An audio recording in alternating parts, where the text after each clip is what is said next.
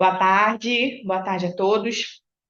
Meu nome é Raina, eu sou gestora do Departamento Pessoal de Gestão de Pessoas aqui na Múltipla Consultoria e hoje a gente está aqui para falar sobre alguns pontos principais da reclamatória trabalhista no E-Social. E para me ajudar nessa questão, a gente convidou hoje a doutora Fabiana Ferrão, que é Boa tarde a todos. ela é advogada trabalhista da MSA Advogados e é uma parceira da Múltipla já há muitos anos e tem um domínio já sobre como funciona essa parceria que vai ser mais do que necessária a partir de agora. Para a gente começar, é importante contextualizar qual é o principal impacto dessa mudança, como isso afeta a rotina dos empresários, do departamento pessoal e do jurídico das empresas como um todo. E aí eu vou começar com a primeira pergunta, que é um clássico que a gente sempre tem recorrência nessa questão, que é para perguntar aqui para a doutora Fabiana, o que é um processo trabalhista? Como que ele se inicia, né? E quais são os rumos que ele pode tomar? Seria isso, né? Exato. Então, normalmente as empresas só vão ter conhecimento daquele processo quando recebem uma citação, uma notificação, ou para comparecimento em audiência, ou então para apresentar a defesa. Mas esse processo ele se inicia com uma petição que a gente chama inicial, petição inicial da reclamatória trabalhista, e nela são formulados os pedidos, né, daquele reclamante. Então, a empresa, em regra, tem o prazo para apresentar a defesa até o dia da audiência, né?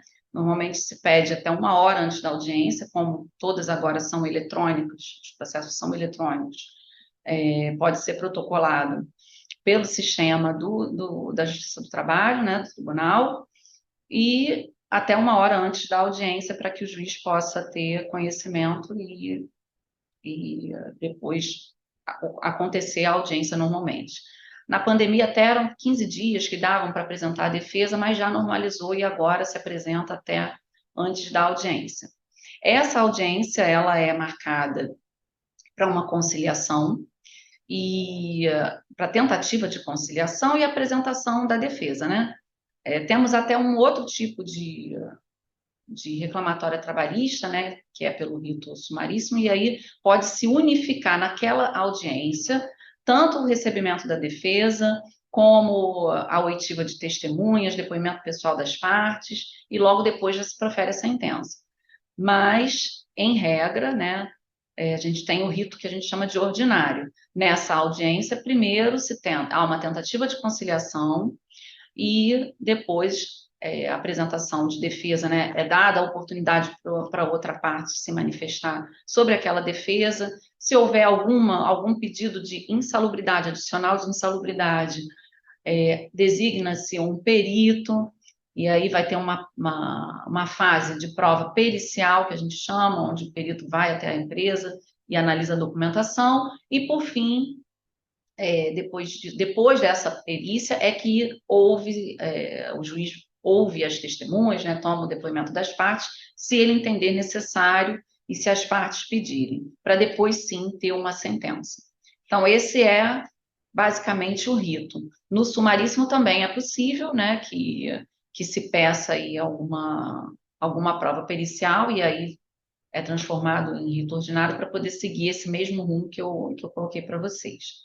Até a sentença eu acho que está claro, mas depois a gente tem algumas implicações, né? Isso. Aí, então, não é um processo rápido. Não. Quer Então, dizer, a Justiça do Trabalho é uma das mais céleres aí, né? Às vezes, quando a pessoa entra com a ação, pode ter até um mês depois acontecer a audiência, né? Então, pode sim. ser de um mês a um ano, né? Tem juízes que marcam só depois, né? No ano seguinte a audiência. Então, depende. Então, por exemplo, existe um prazo para ajuizar essa reclamatória? Existe um prazo até 2 anos após a rescisão do contrato. E aí o que se pode questionar são os 5 últimos anos. Isso, exatamente. Contados ali da data do ajuizamento da ação, Certo. do protocolo daquela ação. E tudo isso é relevante porque a gente precisa entender o contexto do evento de hoje. O processo trabalhista no e-social, antes havia um processo, um caminho distinto. Então, havia o setor jurídico, a defesa, e algumas vezes essa sentença. Quando esse setor ele não conseguia, de uma forma independente ou autônoma, emitir umas guias, o DP ou a contabilidade ficava sabendo. Aí, em alguns casos, isso já são um pouco mais interligados. O que isso muda agora? A partir de outubro de 2023, a decisão e a alteração que acontece com a DCTF Web os eventos, as decisões, elas terão que ser informadas no e-social, informadas para que, se houver recolhimento de algum encargo, de alguma diferença de imposto de renda, de FGTS, vai ser necessário que transite pelo e-social. Então, não vai ser mais uma informação exclusivamente jurídica. Então, por isso que a gente está vindo aí, desde que iniciou essa demanda, a gente vem informando os nossos clientes múltiplos já estão bem por dentro sobre isso. Inclusive, hoje é esse segundo evento, porque a primeira decisão seria de envio já com trânsito em julgado a partir de julho. Eles prorrogaram, porque é necessário que se tenha uma adaptação. E eu costumo falar isso abertamente para os nossos clientes, que aqui na Múltipla, os nossos clientes contábeis tem o nosso apoio aqui, a nossa prestação de serviço, e a gente tem a MSA, que são os advogados que atuam com essa assessoria jurídica. Os clientes que atuam com a MSA, a gente já tem um processo íntegro, né? Então, vem uma informação completa. Tá, Raína, mas qual é a relevância disso? É o que eu até comentei com a Fabiana um pouco antes. Às vezes, a gente recebe informações de processos que vêm muito incompletos. Como? Por exemplo, se houver, por exemplo, um pedido de vínculo e na inicial, né, no processo que se vem, os advogados não colocarem os dados completos do funcionário, a gente não vai ter como enviar essa informação. E aí, a Fabiana até citou, e no caso agora é o caso de reforçar, que existe um padrão, né? Um parâmetro mínimo ali de qualificação das partes para que esse processo torne adiante, mas de uma forma assim, mais coesa. A nossa dificuldade hoje é que algumas vezes a gente tem essa informação e vem para a gente incompleta. E a gente até comentou, é importante que tenha uma qualificação ali íntegra. Número do PIS, né, data de nascimento, dados básicos para vocês, né? Na ação ali, para o juiz, identidade, CPF, está ótimo, mas para a empresa ter a informação completa para gerar, né, para inserir no e-social, é indispensável, são indispensáveis esses dados, né? Então, esse é uma primeira grande mudança. Que se tenha essa conscientização da necessidade. Por quê? Vamos lá. Se a gente está falando de um processo que iniciou, já está num curso, né, Fabiana? Ou não tem ainda uma decisão trânsito em julgado, ou seja, não finalizou, está em andamento, ainda não vai ser informado. O que acontecer daqui para frente também é importante que já se tenha nesse novo formato. E aí a gente entra num primeiro tópico aqui, que são os prazos. O que muda com essas informações no e-social? Primeiro ponto é que o e-social, de uma forma generalizada, ele vem trazendo uma escrituração digital. Então, começou lá em 2018 com a separação das empresas por grupo, conforme faturamento, e aí foram vindo por etapas. Então, houve uma primeira etapa com as admissões, os dados da folha de pagamento, entrou os encargos sociais. Esse ano de 2023 também foi um marco de mudança devido às informações de saúde e segurança no trabalho. Então, por exemplo, a gente tinha as informações dos programas de saúde ocupacional, os exames, que eram também tratados de uma forma paralela pelas clínicas, e hoje é necessário essa integração. Então, as clínicas precisam informar também por dentro do e-social essas informações, porque a essência é ter tudo de uma forma digitalizada, né? Um banco de dados ali mais rápido, para uma verificação e uma fiscalização também mais efetiva. Então, o processo trabalhista é essa última etapa que exige essa integração entre o setor jurídico e o departamento pessoal. E de que forma? Foram constituídos já 5 novos eventos de tabela, que é o S22, é o S2500, 3500, 5501, 5503. Isso não é só uma sopa de letras, é um contexto de que cada caso literalmente é um caso. Então, a gente tem informações e solicitações que elas são muito abrangentes. O que a gente vai fazer aqui hoje é tratar isso de uma forma muito prática, porque de fato é um processo extenso, né? O manual ele foi atualizado já novamente e é bem minucioso. Por quê? São quantas páginas? Mais de 300? Mais de 300 páginas. Então, por exemplo, quando a gente recebe uma ação, e aí a Fabiana pode até tratar disso, por quê? São várias as possibilidades de pedidos, né? Então, Acho que assim, o primeiro passo aí né? é informar esses dados, pedir ao advogado, né, que vai cuidar desse caso, assim que vocês receberem uma notificação, já informa, porque às vezes o advogado ele não está entrosado com essa alteração. Natural, porque é de departamento pessoal, né? Contabilidade. Contabilidade, que seja. Então, ele não vai ter essa informação. E aí, de cara, vocês já podem pedir para ele para que informe, para que ele, na contestação, faça esse requerimento de informação na própria audiência dos dados completos daquele reclamante. Então, o primeiro ato. Sim, na contestação, numa preliminar, que eles sabem o que é, logo de início, da necessidade de informação dos dados completos do reclamante. E aí tem que se ater, eu não sei, a Raina sabe melhor, o que o E-Social exige, né, de dados daquele reclamante para inserir. E aí, para a gente sanar isso, tem um modelo já de uma listagem, como se fosse fazer uma admissão, né? Uma ficha admissional do funcionário, para que se tenha os dados básicos ali. E aí, a gente entra nesse panorama de distinguir a reclamatória, a citação, né? Esse primeiro contato, é de um funcionário que já foi nosso funcionário, ou é de um funcionário que está, por exemplo, requerendo vínculo. Porque aí também tem esse contexto. O cliente múltiplo aqui já é nosso cliente contábil, e por acaso a gente já tem toda essa base de dados, ok, é uma informação que até pode, não é tão agravante não se ter nesse primeiro momento.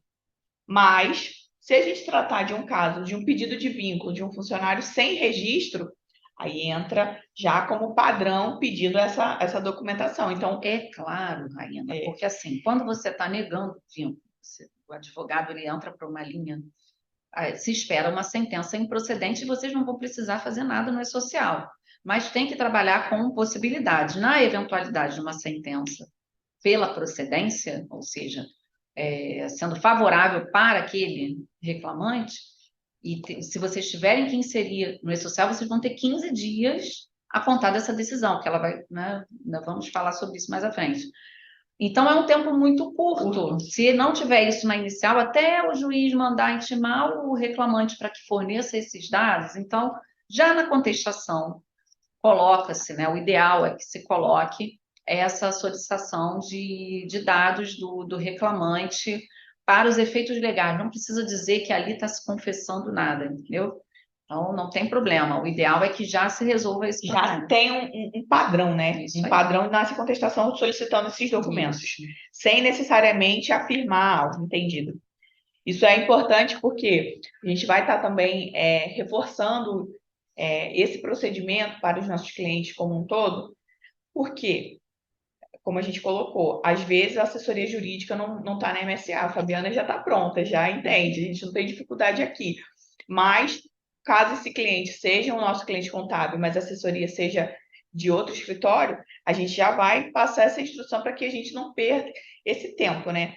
Então, esse é o primeiro ponto que é importante. E aí, dentro da reclamatória, Fabiana, você falou que são 2 anos aí, e no caso, 5 anos, né? Então, existem N possibilidades. Ele pode pedir vínculo, pode pedir uma diferença salarial, a questão de função, até mesmo como alguma alteração conforme a rescisão. Ah, a rescisão foi uma justa causa, está pedindo para reverter. Exatamente. É isso. Sim, sim. Entendido.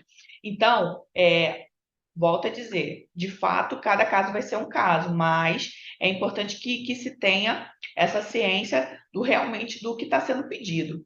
E qual é a relevância disso? A relevância disso, ela é para o próximo passo de transmissão do e-social. Passado todo o rito que a Fabiana citou aqui, por exemplo, ok, teve a condenação, vamos ter que seguir.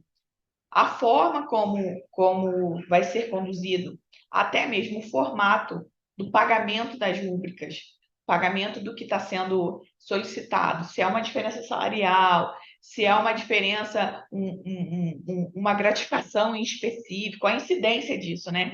E aí, Fabiana, essa decisão, assim, de como vai ser tratado isso, existe uma forma de contestar se, por exemplo, eu sou o empregado que entrei com essa reclamatória. Aí eu estou pedindo a diferença salarial dos 5 anos. É da minha vontade exclusiva que se tenha, por exemplo, FGTS, INSS de todo esse período. Vocês, como no caso empresa, defendendo, tem como alterar isso? Isso vai para uma análise de juiz? Sim, com certeza.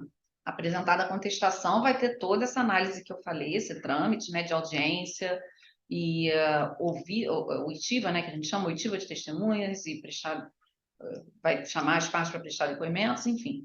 E ele vai analisar toda a prova que está no processo. Se ele entender pela improcedência, a sentença vocês não vão nem precisar informar. Agora, se na sentença vier uma procedência, aí que tem que...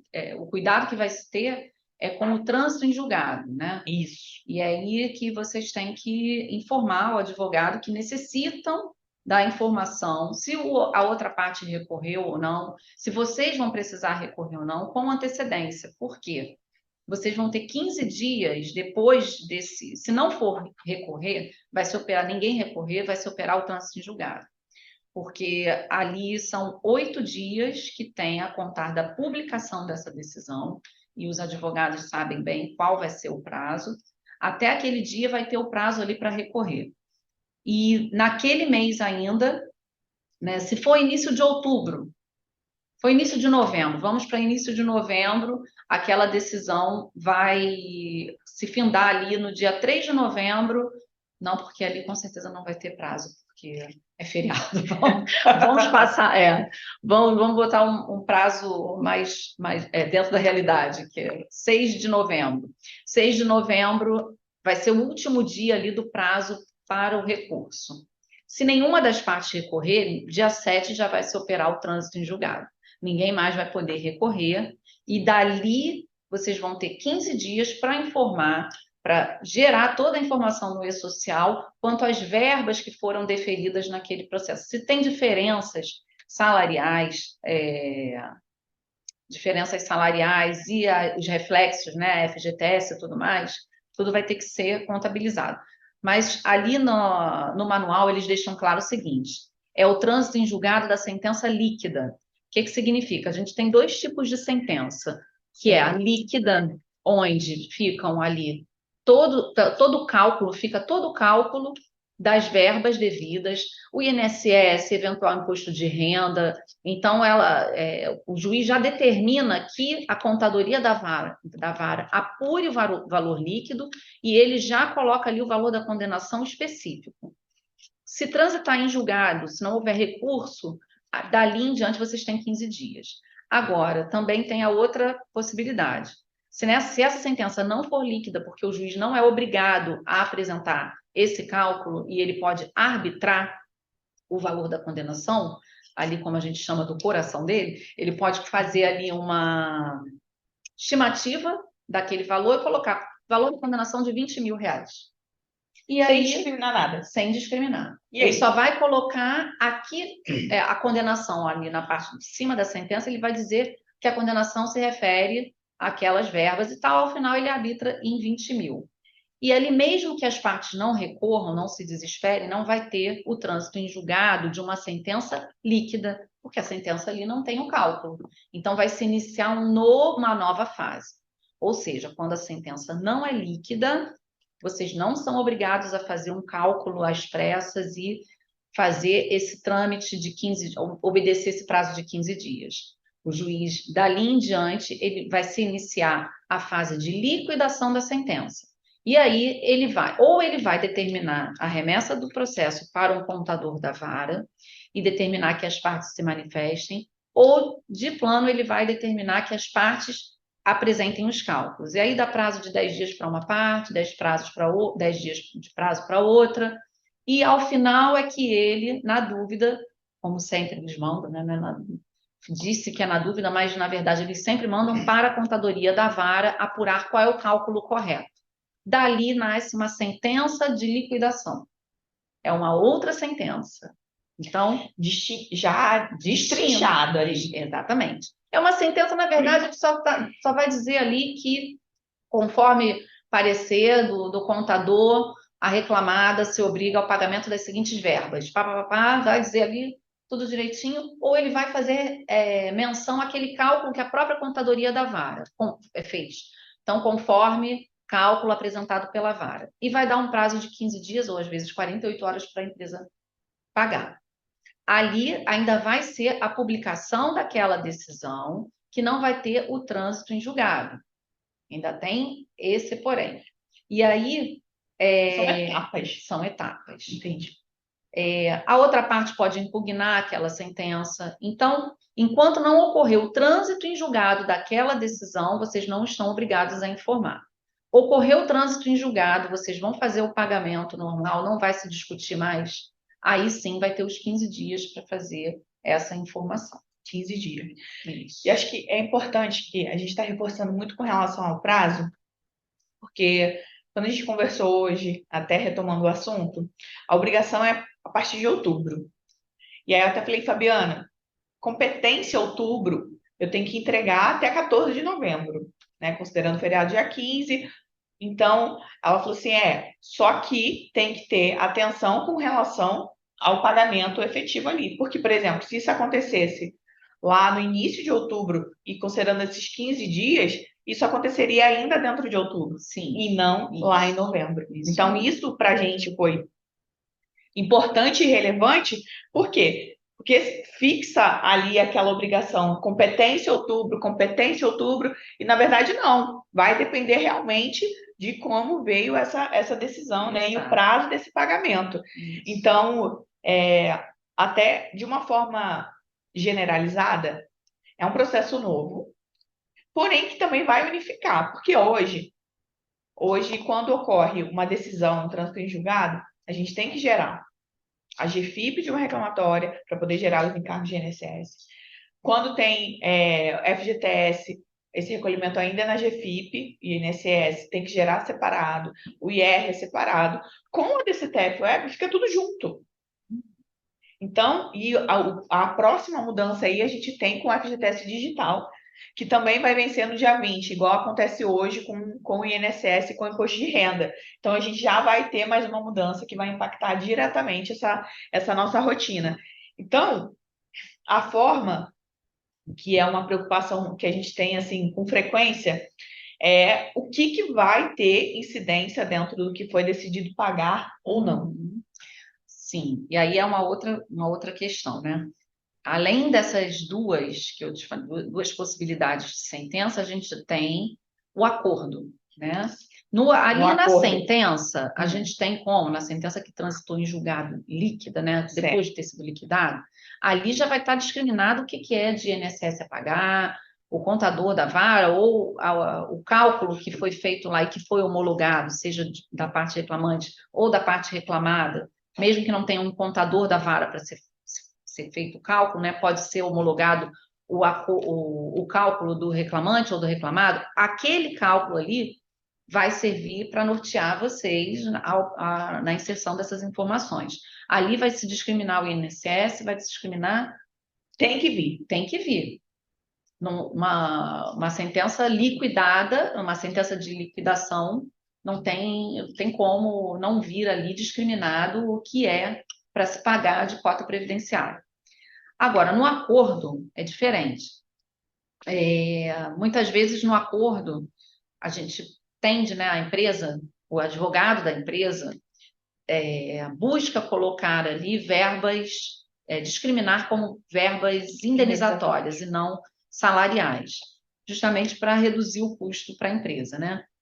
Então, não necessariamente aquele acordo que está discriminando um dano moral, por exemplo, está sendo pago para aquilo ali. Por exemplo, fez um acordo lá porque o reclamante estava ali na ação dele, eram horas extras mais dano moral. E aí chegou a um valor de 5.000. Certo.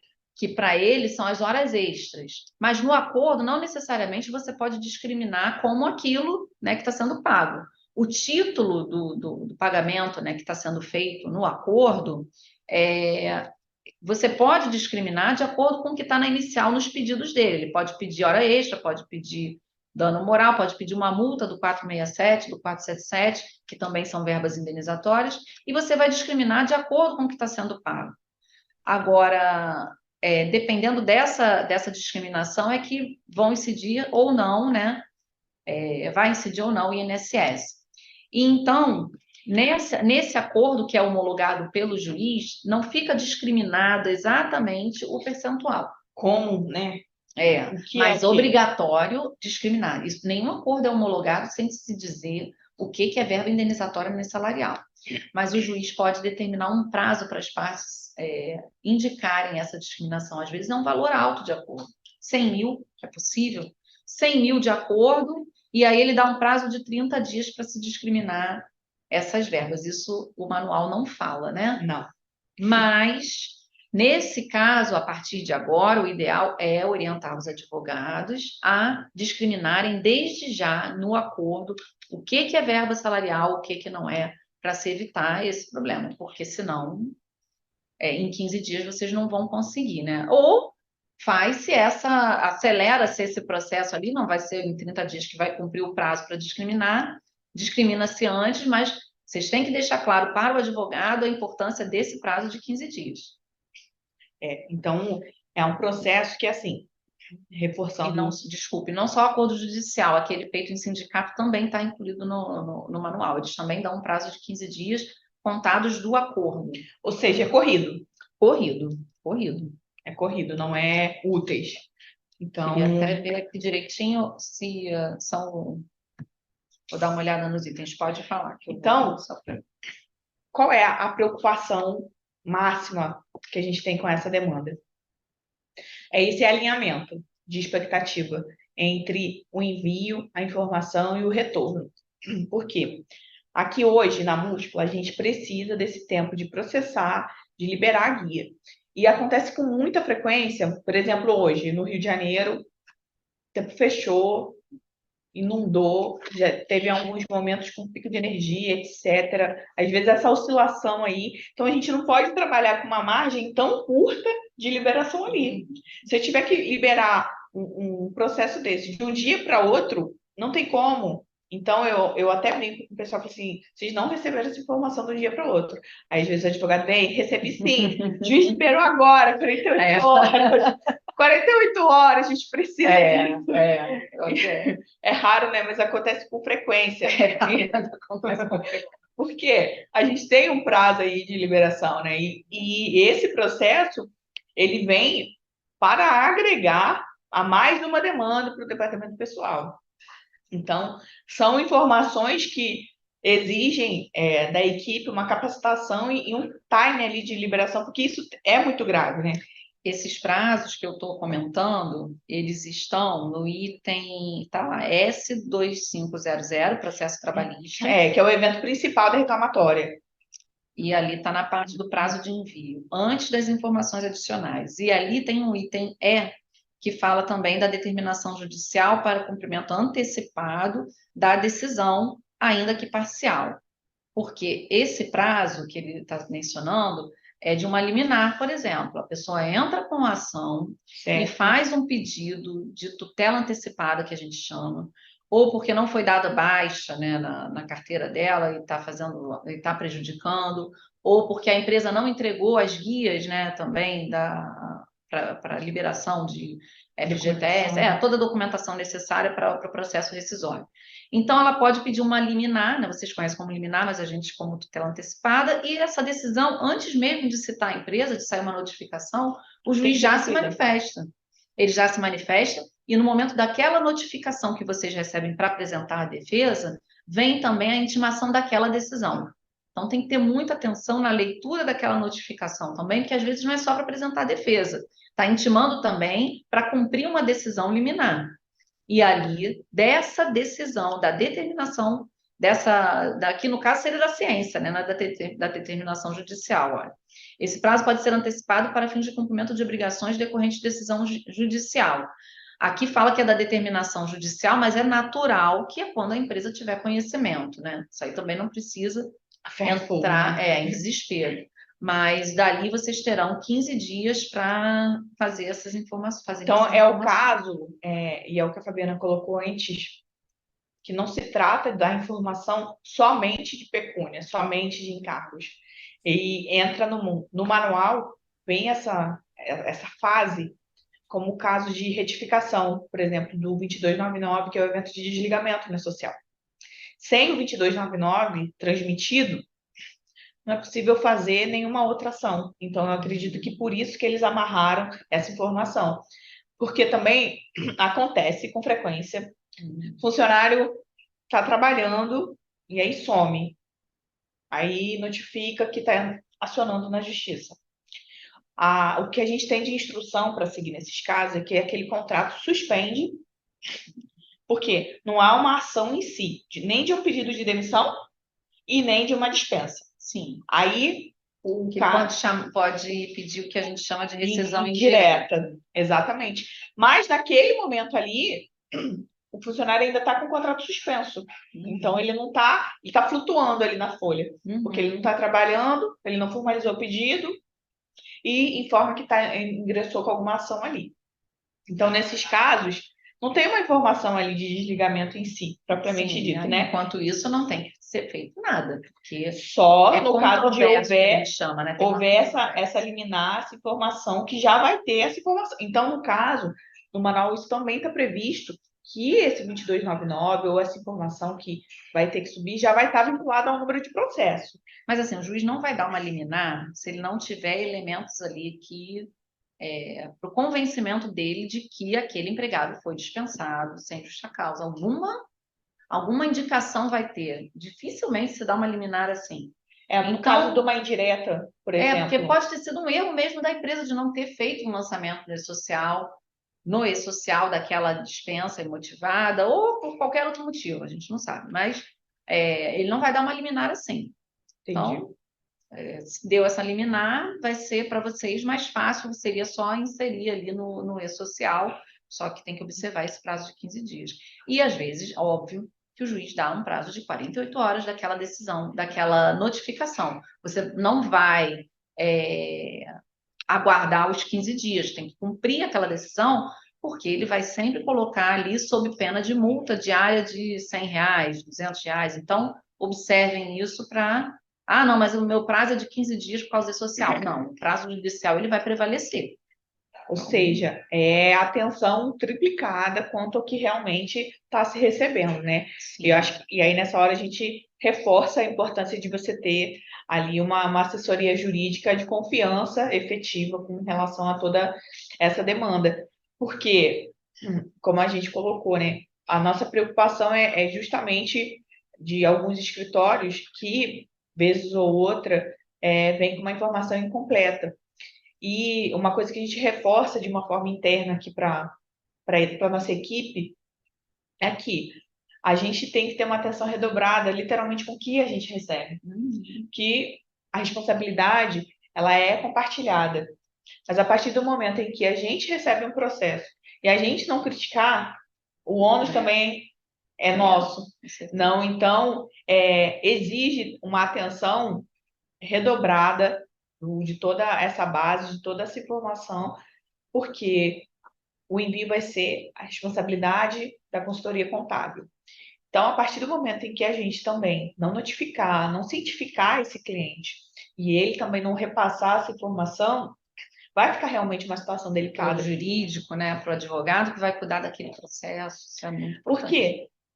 Tem a informação, tem, às vezes, a guia do pagamento, a guia de pagamento seja do INSS, seja a informação de IR, e aí isso daria uma tarde inteira aqui, porque o reflexo de como isso acarreta no dia a dia de um empregado, de uma declaração de imposto de renda, ou seja, também quando tem um vínculo para fins de aposentadoria. Então, isso tem um desdobramento ilimitado. É importante que a gente tenha essa conscientização e entenda que, de fato, é importante que se tenha essa conscientização e essa sintonia, né, entre assessoria contábil e assessoria jurídica. Com certeza.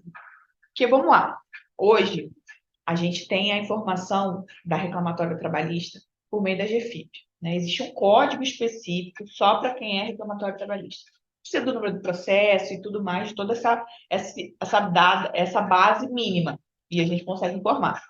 Como é social, a informação incompleta, ela não funciona.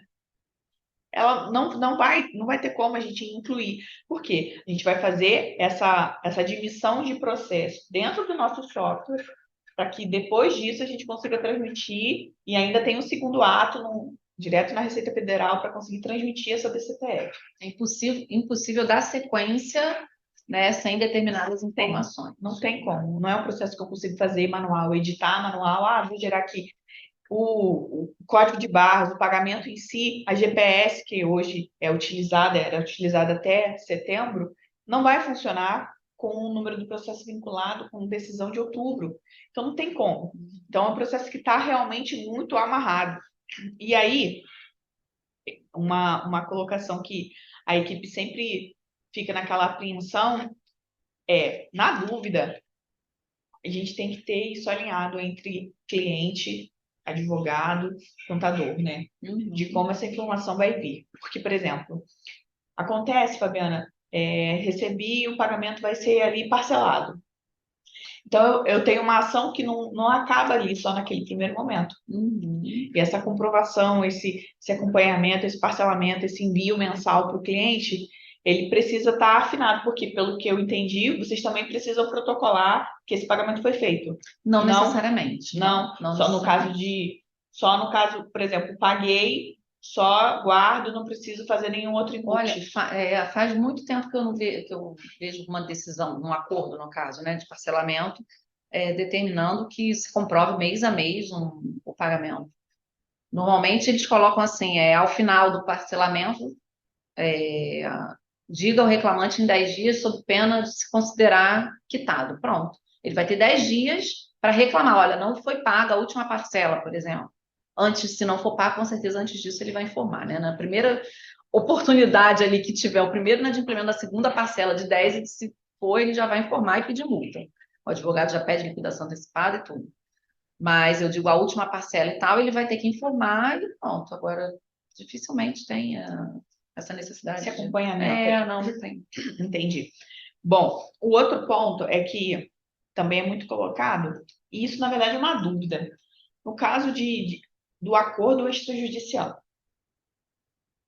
ele não vai ser uma informação que vai ter uma validade para sentido de encargos.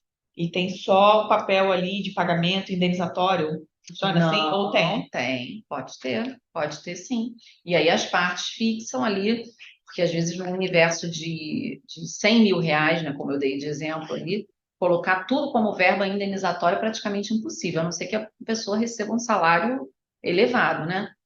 Mas ali mesmo no acordo já se discrimina as verbas. Aí é um acordo daqueles que a gente leva para ser homologado. Estamos fazendo isso muito, né? Desde que houve a reforma trabalhista é possível. As partes entram com em acordo extrajudicialmente, fazem uma minuta daquilo e levam e protocolam para ser homologado para o juiz. É uma ação mesmo. Você entra com um pedido de homologação de um acordo que foi iniciado extrajudicialmente. Nesse acordo, o juiz não vai homologar se não tiver discriminação. Entendi. das verbas, Entendi. como indenizatório ou salarial. Entendi. Bom, por que que a gente está colocando disso? Porque são as possibilidades que também estão previstas no manual de como essa informação vai transitar, né, por dentro dessa alteração da DCTF Web que vai comportar agora esses novos eventos, que são mais 5 eventos aí para a gente ficar expert e poder tratá-los de uma maneira generalizada. Outro ponto é que, por exemplo, com tudo isso, óbvio, gente, que não isenta, né? Você seguir as normas, você seguir as regras, os preceitos, o que está previsto na convenção, o que está previsto na CLT, não vai te isentar, mas diminui Bastante. diminui a probabilidade aí de uma reclamatória, né?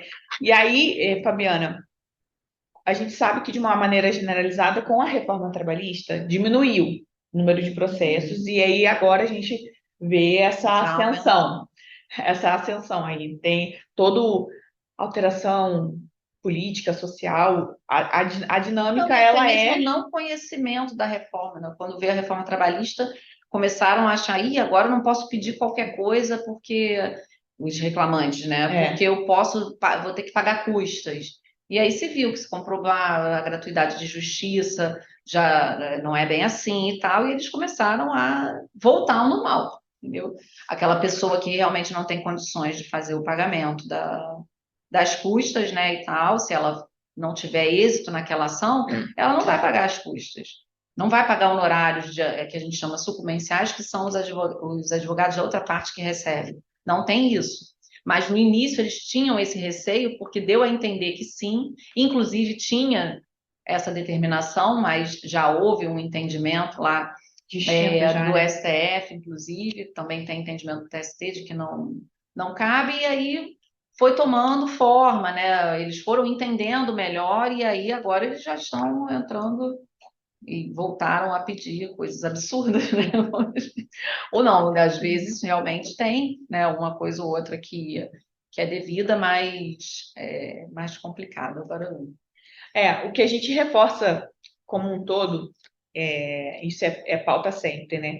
É muito importante que se tenha toda uma organização, né? A organização de como você arquiva pagamentos, os comprovantes e tudo isso. Então, aqui na Múltipla, os nossos clientes têm os portais nos quais a gente disponibiliza toda essa documentação.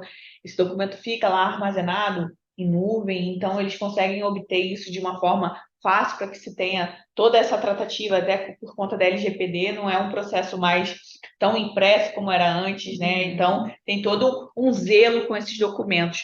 Porque, no fim das contas, uma reclamatória trabalhista, ela pode vir por diversos motivos, óbvio.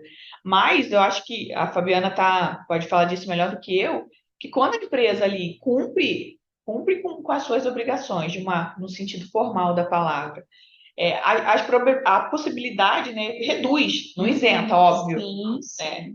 Mas é importante que se tenha a consciência da organização e da responsabilidade de como essa mudança impacta a rotina do jurídico, a rotina do DP. Então, essa conexão é muito importante.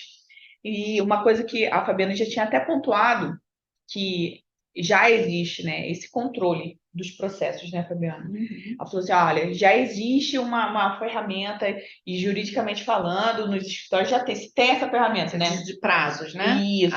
Sim. Do que está em andamento, de tudo que foi feito, não é isso? Não, todo advogado tem esse controle. E o processo eletrônico, né, ele permite a facilidade, ele dá essa facilidade para o advogado de plano saber ali a contagem do prazo dele, tudo. Isso aí não tem dificuldade.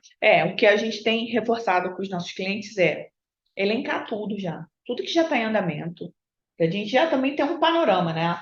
Tem muito, tem pouco, não tem nada em andamento. Se for, literalmente vai ser algo novo. Ou não, eu já tenho demanda X que está em andamento para acompanhar de fato como é que vai ficar os próximos passos, mais de um processo que é eminente, né? Para o sim ou para o não, você já deixa aquilo no radar, né? Sim. É o que a gente tem solicitado para os nossos clientes.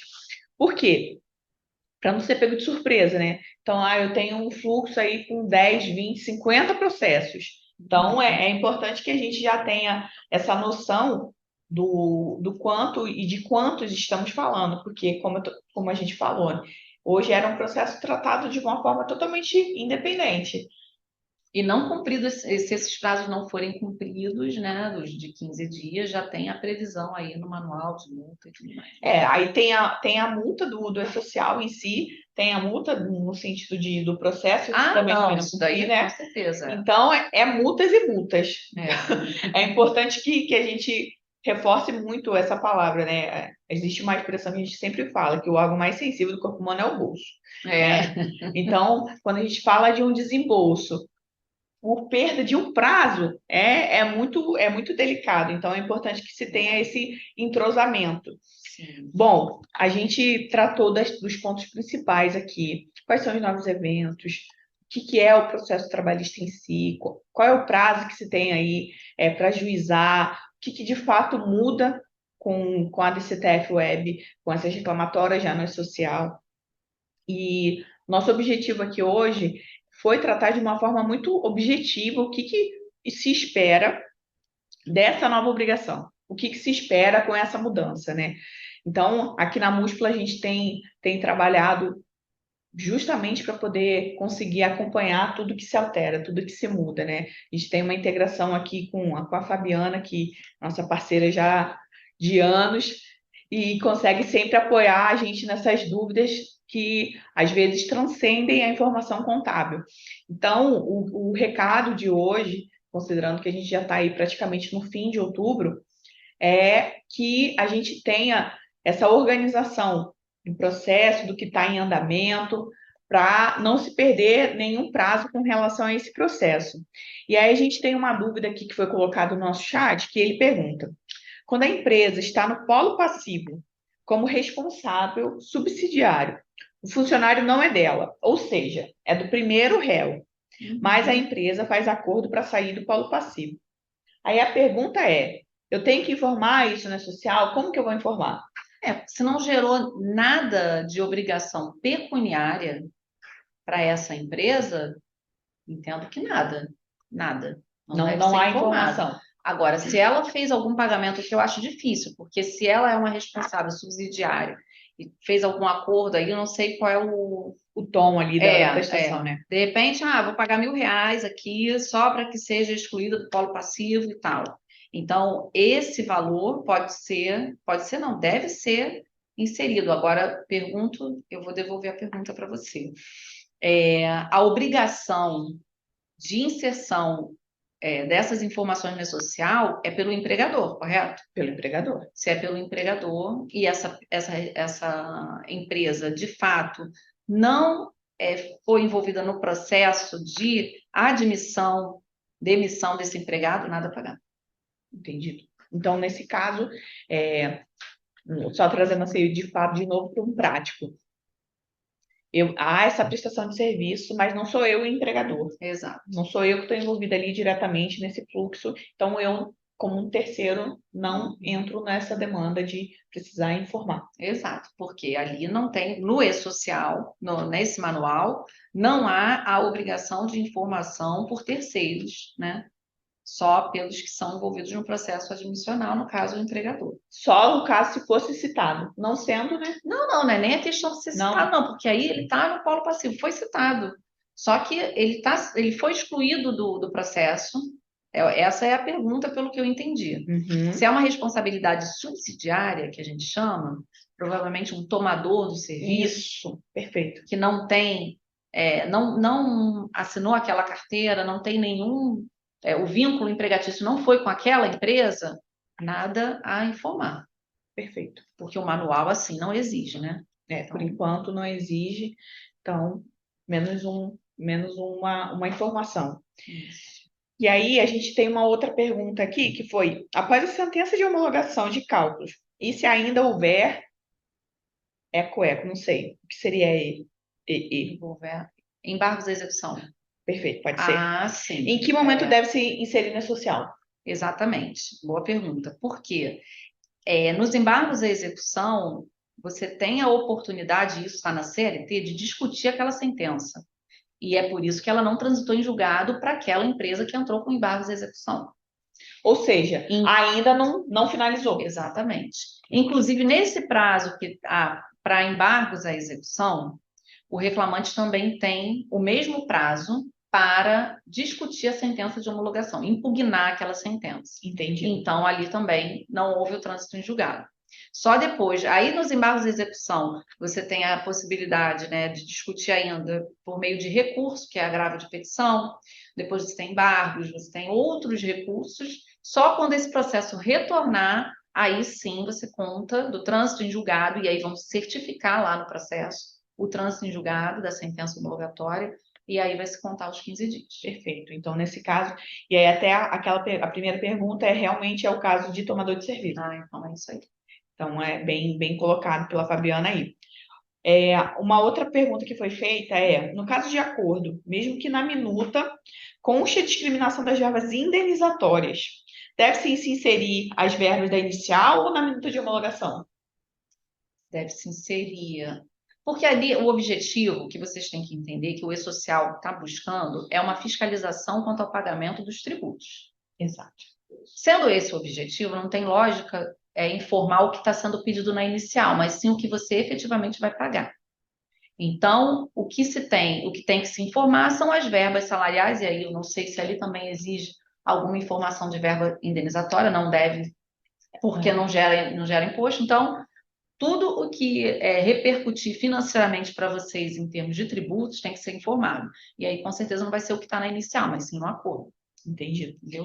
Aí a outra colocação no social vai ser, no social eu informo as verbas indenizatórias, mas os pagamentos são parcelados. Vai ser informado também? Aí, nesse caso, sim, gente. Não, mas aí, indenizatórias que ela está perguntando. Se são indenizatórias e o E-Social não exige porque não gera tributo, aí não gera obrigação de encargos. Não gera obrigação de encargos. Entendido. Só o que gera obrigação de encargos deve ser informado. Agora, se dentro desse parcelamento, se o acordo ele não for totalmente de verbas indenizatórias e tiver uma parcela salarial, ainda que pequena, esse parcelamento vai ser observado ali. É bem capcioso. Né?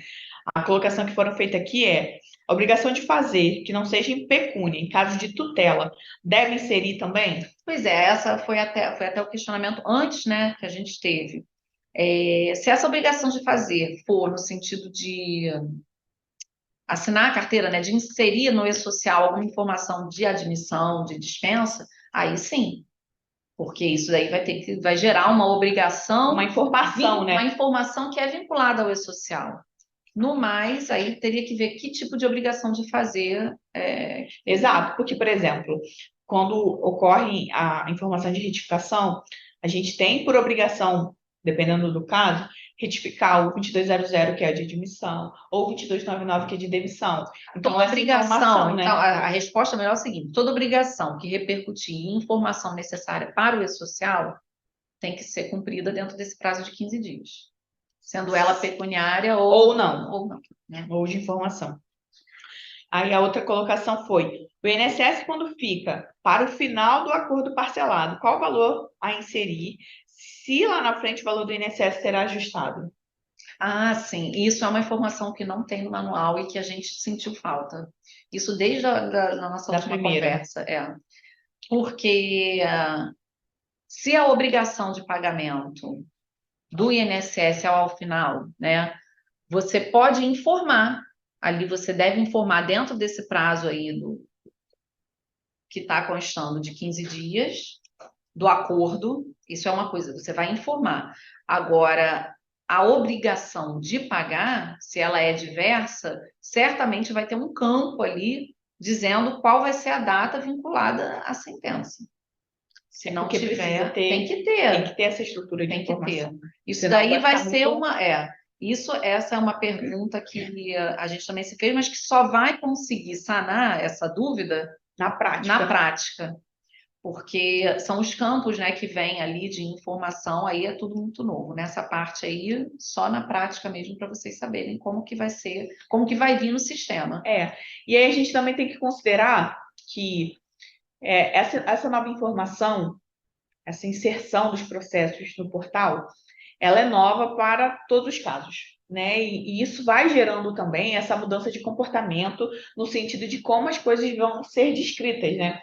Porque hoje não se tem essa obrigação, esse zelo que vai se ter agora a partir do social. Então, a gente com certeza vai acompanhar ainda aí algumas mudanças.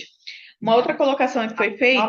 A própria Justiça do Trabalho deve emitir alguma nota ou algo nesse sentido para que alerte, eu acredito, tá? Porque tá tudo muito novo. E a partir do momento que começar a dar problema para as empresas e isso começar a ser veiculado, aí vai repercutir na Justiça do Trabalho, nas obrigações ali dos juízes mesmo inserirem determinadas informações no acordo. E aí a gente vai, como toda norma, né, que assim começa, e aí a sociedade vai se adaptando e formulando novas normas para que se adapte àquela realidade. A própria versão do E-Social mesmo, do manual, a gente estava no último evento com a versão de fevereiro, a gente já está com a versão de outubro, que foram sendo inseridas informações. E aí tem uma pergunta que foi feita assim: é verdade que as guias, depósito judicial e INSS agora serão geradas dentro do social? A questão do depósito judicial, o depósito em si é o pagamento. Depósito judicial, sim. É o pagamento. Então, não é isso que vai vincular dentro do E-Social. O que vai vincular dentro do E-Social são os encargos. Então, por exemplo, se eu tenho que pagar para a Fabiana no processo trabalhista aqui R$ 100.000, vai ter uma descrição do que vai ser líquido, né, do pagamento que vai ser para a Fabiana, e a incidência dos encargos. A incidência dos encargos, assim como hoje acontece. Se eu tenho uma folha de pagamento, eu pago o salário e pago os encargos por meio do social. No processo trabalhista é a mesma coisa. O depósito vai ser realizado e o INSS, IR e FGTS vai estar... isso que tem que ser informado, É isso que vai estar por meio do portal do social vinculado com o número do processo. Não é o pagamento em si dentro do E-Social, é só os encargos. FGTS, inclusive. Exatamente. FGTS ainda está na GFIP. Ah, sim, é verdade. A FGTS vai começar a FGTS digital a partir de janeiro de 2024. O que não vai ter mais validade para a GFIP é o INSS, que vai começar a ser recolhido junto com o IR na DCTF Web, se for o caso dessa incidência, né? Então, esclarecendo a colocação, não é depósito judicial, essa é apenas os encargos, certo? Certo. Tem mais uma pergunta aqui. No caso de acordo descumprido, essa é para você, Fabiana, que lá na frente gere nova execução, com novas decisões, e às vezes até novo acordo, como que vai ser feito? Dá para editar o que já foi inserido? Vão ser outras informações, né?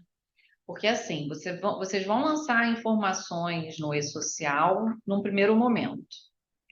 E aí não vai haver um inadimplemento e depois vai onerar, mas isso lá na frente. E acredito eu que possa editar. Agora, é mais uma coisa que a gente não tem como saber prever agora, só na prática. Exato, porque eu entendo também que se gerou um novo processo, uma nova execução ali, isso vai ter que estar vinculado a um novo processo, não? Não, na verdade, o sistema, né, o E-Social é que tem que apresentar para vocês essa possibilidade de edição de determinados encargos, porque senão vai ser problemático. Agora, que isso gera novas informações, isso é óbvio, né? Porque aí não vai ser mais aquele encargo, vai ser um outro. Sim, então eu acho que não é o caso de só retificar o primeiro processo. Não. Não vai ser o caso. Então a gente acredita que deva se ter um novo processo aí, né? E aí uma nova informação. Sim. Né? Então, a gente só vai conseguir saber isso realmente na prática. Infelizmente, nem tudo a gente vai conseguir prever, né? Existem muitos detalhes aí que, de fato, ocasionam. E, sinceramente, não sei nem se o próprio sistema está preparado para isso, do E-Social. Né? A gente vai ver. A gente sabe que, na prática, todas as vezes que ocorre alguma mudança significativa, o sistema trava. Aí, em cima da hora, vem, prorroga, ajusta alguma coisa. Por quê? porque infelizmente também é só assim que eles conseguem entender a Evoluir e dimensão. evoluir, né, ao ponto de englobar todas as possibilidades. Não tem um entrosamento assim 100%. Isso aí. Eu costumo falar que o pessoal que faz parte dos grupos de trabalho, os GPTs, teve GPT da Social, GPT da CTF, eles tinham que ter sido oriundos de escritório de contabilidade. Sim, verdade. Entender a rotina, gente, porque existe um abismo, eu costumo falar isso muito para minha equipe, existe um abismo entre o que está só no manual e o que a gente vive na prática. Mas isso também no direito, tá? Bem-vindo ao meu mundo. Gente, isso daí tem. porque as Tem pessoas vários. estimam algumas colocações, fazem algumas colocações, que existe literalmente um abismo. Então, na prática é lindo, é ótimo, vai otimizar, vai se ter um controle maior. Hoje, na verdade, já se tem, né? Existe um ranking das empresas que quem tem mais passivo trabalhista, aí é notificado e tal, existe um ranking lá. Com o e-social, vai ser mais fácil ainda, mais rápido de inserir. E uma informação que foi muito capciosa nos treinamentos que a gente fez da vida é que, no caso de reconhecimento de vínculo, quando ocorre o envio do 2200, vai ter um asterisco lá de um processo, que isso foi oriundo de processo trabalhista. Só que aí a gente entra no mérito daquelas é, observações e anotações que não podem ser feitas na carteira de trabalho do funcionário. Aí que eu não sei se há algum tipo de sigilo onde só se permite a visualização daquilo pela empresa que lançou. Ou, no caso, como a carteira digital, por exemplo, é um aplicativo próprio, acesso Gov, a senha pessoal, não é um processo simples assim, não é o caso como uma carteira física, que até um tempo atrás, ok, você tem experiência, tem que trazer a carteira para comprovar e verificar vínculo, né? Então, vislumbrando isso, mediante carteira digital, envio posterior, vamos lá. Se for só para uma informação privativa da empresa e dos órgãos públicos, eu acho ok. Fora isso, complicado. Mas vamos lá, eu tenho uma carteira digital e isso foi vinculado. E ainda que se tenha um asterisco, um negrito, alguma coisa ali, já é mais Já é delicado. indicativo, já vai ter um indicador de que houve um processo. Exatamente, porque, por exemplo, em alguns casos, principalmente aí da galera offshore, que precisa, às vezes, os contratantes pedem, você tem experiência comprovada? Então, preciso da cópia para verificar os outros contratos. Aí você tem. Eu Enfim, acredito que isso não vai ser disponibilizado assim publicamente, né? Não acredito. Porque senão vai ficar um pouco. Não, eles devem ter cuidado disso, acredito eu. Não pode se ter dessa forma, né? Mas na teoria também, gente, se eu estou pedindo vínculo e eu vou ter os encargos e tudo mais, de fato isso vai gerar uma anotação. Né? Só não pode, eu acho que realmente não pode ter essa distinção. Não posso ter uma cor diferente de um processo para um contrato normal. Qualquer distinção vai ser complicado. E aí a gente tem mais uma dúvida que foi colocada assim: no momento em que você vai preencher e aparece a data da sentença, só que quando não há, vai colocar a data do acordo? Não entendi. No momento de preencher. Pelo que eu estou entendendo aqui, eu vou colocar o número do processo, a data da sentença. Pelo que eu estou entendendo, a data da decisão.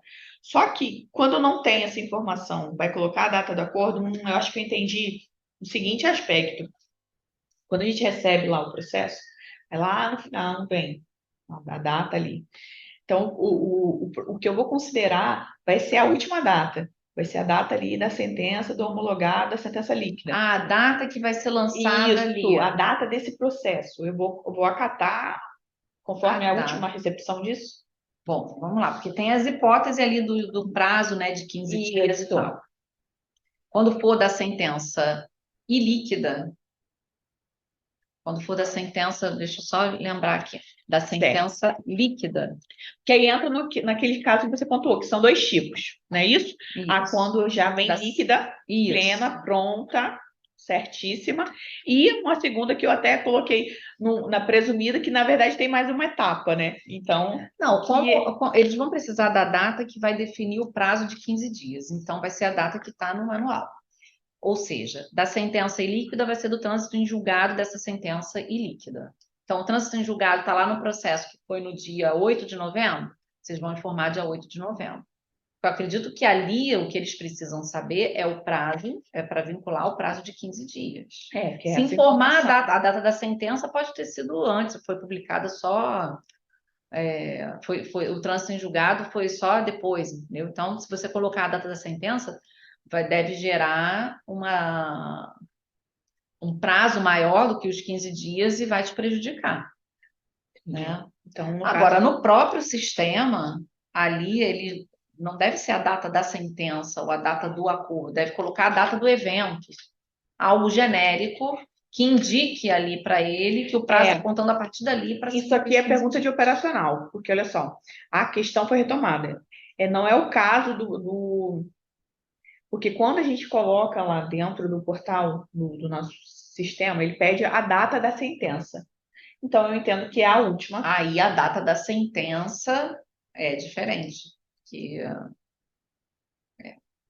Que pode ter a sentença, né, a sentença mesmo lá do processo de conhecimento, que é aquela primeira fase, e pode ter a sentença da fase de liquidação.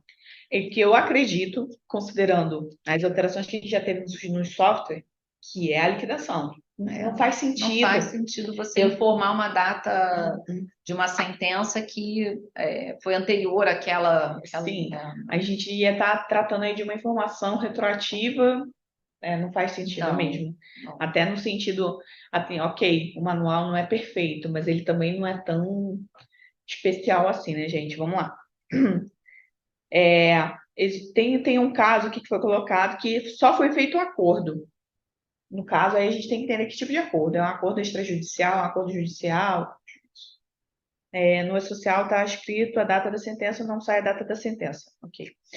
Quando o acordo é em execução, por exemplo, e pode não ter sentença nenhuma, mas, em caso de acordo que lá pede textualmente a data da sentença, acordo em execução. Acordo em execução pede a data da sentença também? Não sei te falar, porque eu tenho que verificar isso via sistema para poder entender. Porque aí pede textualmente a data da sentença. É isso, é a última data, porque é a data de liquidação. É porque nem sempre, e aí eu compreendi. Ainda não. Pode não ter tido liquidação, teve uma sentença já líquida, e aí determinou o pagamento, e ela transitou em julgado, vai ser a data daquela sentença líquida, ok. Aqui é ilíquida e que parte-se ainda para a fase de liquidação, vai ser a sentença de liquidação, não tem como. E aí o acordo em execução,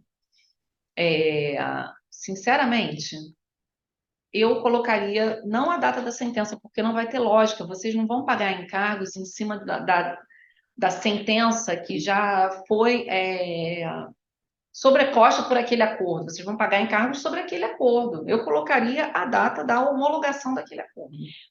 Porque, na verdade, os encargos vão prevalecer sobre essa última. E outra coisa, quando tem um acordo homologado, a gente fala em sentença de homologação de acordo também, tá? Então, aqui ela está colocando como um acordo feito em audiência. Acordo feito em audiência, e aí é daquela data. Inclusive, aqui fala em 15 dias da data do acordo, tá? Então, nesse caso, já firmou, acatou, e ok, essa vai ser a data que vai ser considerada. Espera aí, só um minutinho, porque fala do trânsito em julgado da decisão, da homologação do acordo judicial. Normalmente, na Justiça do Trabalho, a homologação acontece na própria audiência. Aquele acordo aconteceu em audiência, foi homologado, então é aquela data que tem que observar. Certo. Então, no caso, acordo feito em audiência, essa vai ser a data que vai ser utilizada e vai ser informada também já aí dentro do software. E a data fim do processo é a última parcela? Data fim do processo. Questão capciosa. Porque, olha só... Transcende os manuais, gente. Aí que tá. Data fim do processo pode ser a data que ele foi arquivado, pode ser a data... Se você está... Aí eu volto a dizer, o E-Social está querendo ver qual é a data, qual é os encargos, né? Ele vai olhar para os encargos. Não sei se tem outras, se ele pede ali, antes dessa data final do processo, outras datas. Se ele coloca ali a data, pagamento parcelado, se ele dá as opções, e aí você coloca, aí você vai colocar a data do último acordo. Para mim, data fim do processo seria quando ele foi arquivado, mas não tem muito sentido para mim colocar como data da última parcela, não. Porque no fim das A não contas, ser que esse campo esteja dentro de um campo que fale de parcelamento.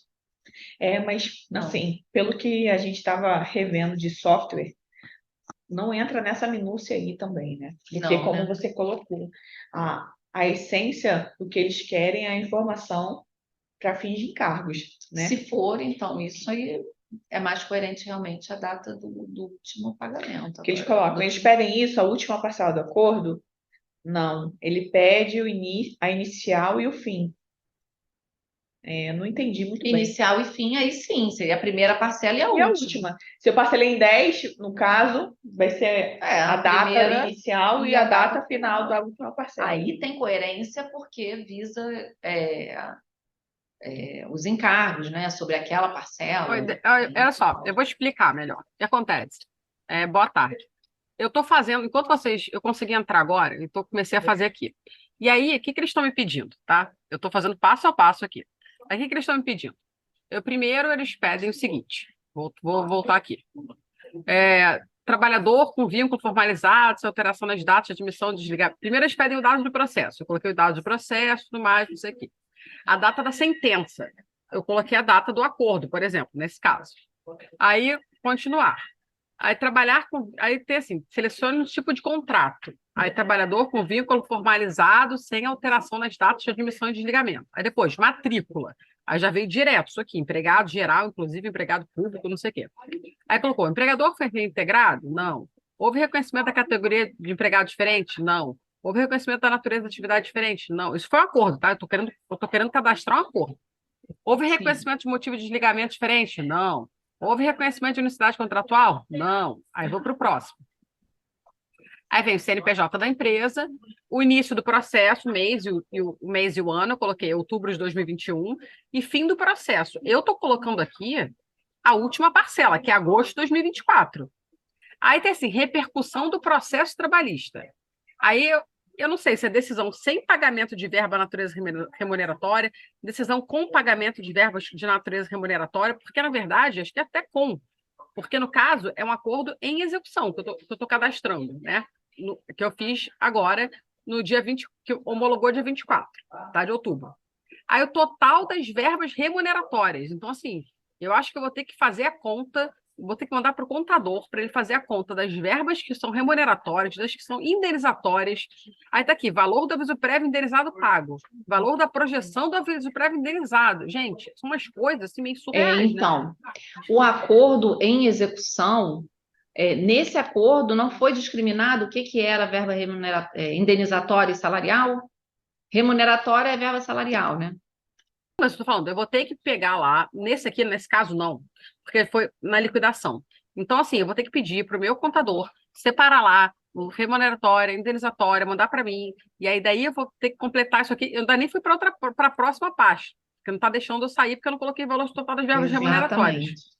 Então, assim, até eu chegar, dizer que é um acordo, então, por exemplo, fim do processo, não dá para eu colocar quando vai ser arquivado, né? Porque eu não faço a menor ideia. Exato, não tem como. Umas coisas muito vagas e muito ruins, Sim. né? Porque aqui, trabalhador com vínculo formalizado sem alteração nas datas de admissão e desligamento. Tem um trilhão de coisas. A pessoa que não é advogado, no caso, eu sou advogado e estou vendo aqui por conta da empresa. Quem não é advogado fazer isso aqui é uma coisa meio surreal. Porque se para mim, que sou advogada, tô com dificuldade de cadastrar imagina uma pessoa de departamento pessoal.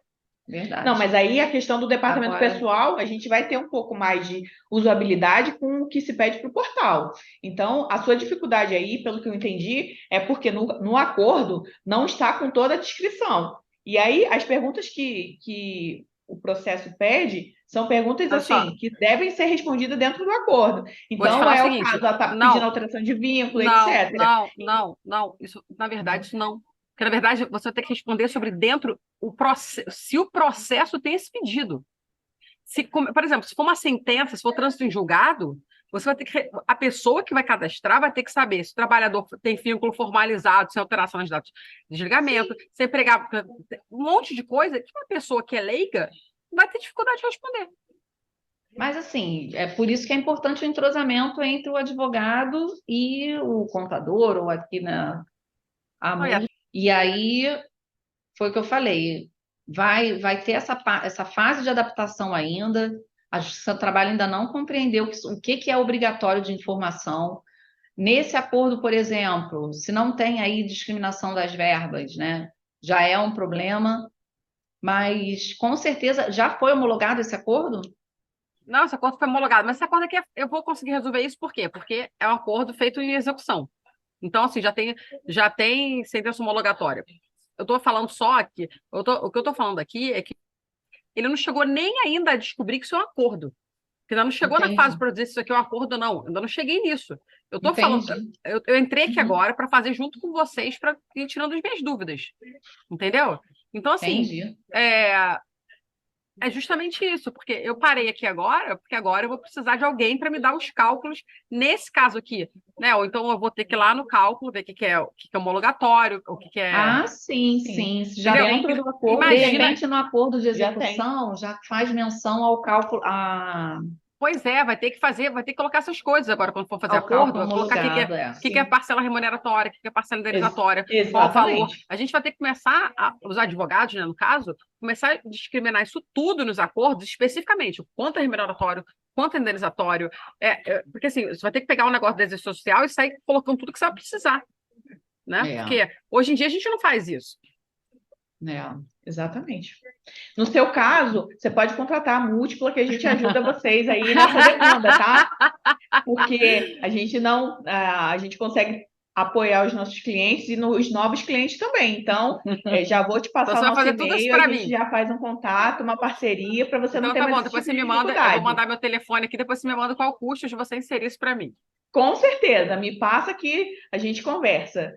Porque justamente isso é o que você colocou uma dúvida prática, que na prática os advogados que não têm uma contabilidade aí próxima para apoiar nessa demanda, não têm, às vezes, essa noção de como inserir, né? Então, aí se faz a necessidade de ter uma consultoria contábil afiada e atualizada como a Múltipla. Então, esse é o segredo para conseguir lidar com essa nova obrigação. Isso aí, já fez a propaganda. Bom, a gente até programou que talvez fosse até menos de 1 hora, já estamos em 1h20, né? Obrigada pela participação aí. Então, o recado final é justamente isso, que a gente tem aí esse entrosamento, essa parceria, um elo de comunicação entre a consultoria contábil, a consultoria jurídica, porque mais do que nunca se faz necessário esse entendimento dos dados essenciais, de como esses pagamentos vão refletir na prática, no sentido de encargos também, e aí a gente também entra no mérito de algumas vezes ter alguns custos, custo patronal de uma empresa do Simples, a gente ainda vê casos assim que não cabe, sabe? Então, não tem por que sofrer lá no final com uma informação que pode ser tratada com mais antecedência. Então, é importante que se tenha essa conexão entre os setores, entre o jurídico, entre a contabilidade, para que tenha uma informação tempestiva, sem a sujeição a multas, que elas vêm, o processamento vai ser cada dia mais rápido. E, Fabiana, muito obrigada. Eu que agradeço pela oportunidade. Pela participação e sempre apoiando a gente em todas as dúvidas. Aos clientes múltiplos, todos que puderam participar e tirar suas dúvidas aí. A gente está aqui para esclarecer e apoiar nessa nova demanda, mas cremos que já deu tudo certo. Muito obrigada a todos, tenham uma boa tarde. Boa tarde a todos.